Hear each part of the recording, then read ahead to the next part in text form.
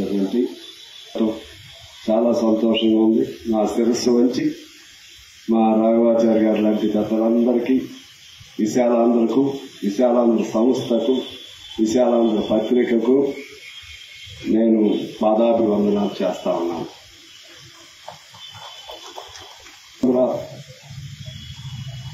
వాస్తవంగా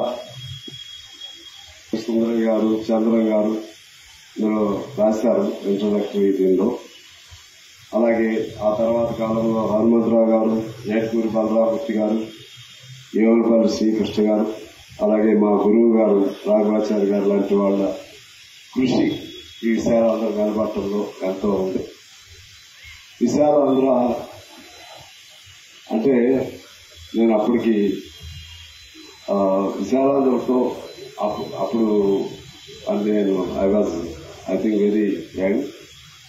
ఉద్యమం జరిగే కాలంలో విశాలాంధ్ర భవనాన్ని అప్పుడు ప్రత్యేక ఉద్యమకారులు, ఆంధ్ర ఉద్యమకారులు ఆక్రమణ చేయాలని అనుకుంటున్న సమయంలో మన కామ్రేడ్స్ ఇంక్లూడింగ్ సెంట్రల్ రాజేశ్వరరావు గారు వారి నాయకన్నకారులను తిప్పికొట్టడంలో ఇది కలంతోనే కాదు, అవసరమైతే కర్రతో కూడా, అవసరమైతే ఎటువంటి ఆయుధాలతో అయినా సరే పోరాటం చేయగలదని చెప్పి రుజువు చేసి ఆనాడు మన విశాలాంధ్ర భవనం పైన కన్నెత్తి చూడటానికి కూడా భయపడినటువంటి ఒక విరోచిత పోరాటాన్ని ఆనాడు చేశారు. అది నాకు బాగా నేను వింటా ఉండేవాడిని.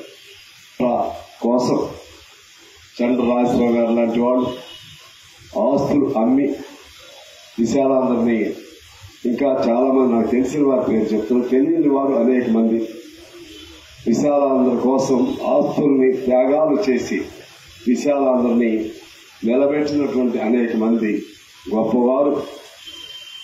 గొప్పవారిని ఈ 72వ వార్షికోత్సవ సందర్భాన గుర్తు చేసుకోవాల్సినటువంటి అవసరం ఉంది. అలాగే నాకు సంబంధించి నేను సబ్ ఎడిటర్గా శిక్షణా కాలం ఇక్కడే ప్రారంభించడం జరిగింది. అప్పుడు నాకేమీ తెలియదు. వాస్తవంగా పేరుకు డిగ్రీ మీకు తెలుసు. ఇప్పుడు చదువులకి, మా కాలపు చదువులకి, అంత ముందున్న చదువులకి చాలా తేడా ఉండేది. అంత ముందున్న చదువులు చదువుగా ఉండేది. మా కాలంలో మేము చదువులు కాదు, కాలేజీలకు వెళ్ళటమే ఒక ఆకతాయితనంగా, అరాచకంగా. అప్పుడంతా మీకు తెలుసు కదా విజయవాడ కల్చర్, ఆ కల్చర్ ప్రభావం మాకు కూడా ఉండేది. ఒక రా మెటీరియల్ గా ఉన్నటువంటి నన్ను ఒక స్ఫటికం అని అనలేనేమో కానీ అంత గొప్పగా ఒక ఆకారాన్ని మలిచినటువంటి గొప్ప సంస్థ నా తల్లి విశాలాంధ్ర.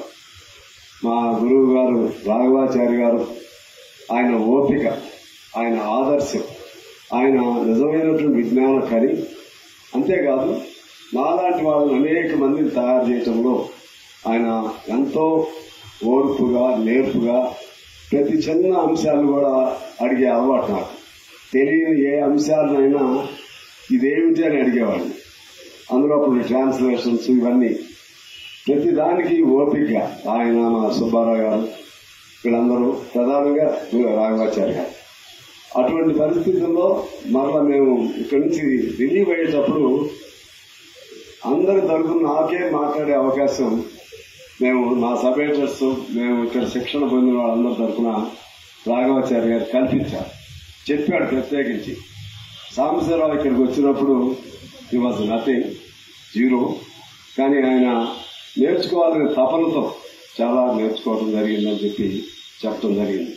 ఆ విధంగా ఈ విశాలాంధ్ర ద్వారానే నేను హైదరాబాద్ వెళ్ళిన, విశాలాంధ్ర పేరుతోనే కొత్తగూడెం వెళ్ళిన, విశాలాంధ్ర ద్వారానే ఇవాళ నేను ఒక ఎమ్మెల్యేగా ఉన్నా, రాష్ట్ర పార్టీ సెక్రటరీగా ఉన్నా, ఇక్కడ నేర్చుకున్నటువంటి ఓనమాల ద్వారా అని చెప్పి నేను మీకు సవినయంగా మనం చేసుకుంటున్నాను. ఇందులో అతిశయోక్తి ఏమీ లేదు, ఇది వాస్తవం.